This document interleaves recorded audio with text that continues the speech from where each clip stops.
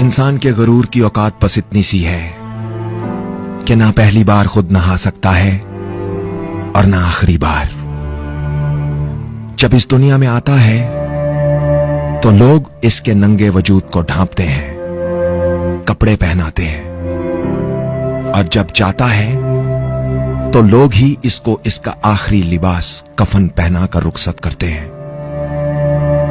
कमजोर पैदा होता है मगर ताकतवर होते ही खुद को खुदा समझने लगता है। तो 4 दिन ही की मोहलत पाकर हजरत इंसान अपनी औकात भूल जाता है। मट्टी का खिलौना जीतते जी बहुत शोर करता है, मगर जब मरता है तो मर ही जाता है। कभी वक्त मिले तो कुछ देर के लिए शहर खामोशा में जाकर बैठा करो साहब। जहां मुस्तकिल रहना हो वहां चक्कर लगाते रहते हैं।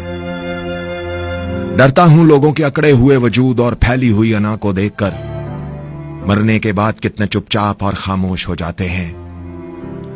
कल तक जो समझते थे कि उनके बगैर इस दुनिया का कारोबार नहीं चल सकता, आज मिट्टी के ढेर की सूरत पड़े हुए हैं।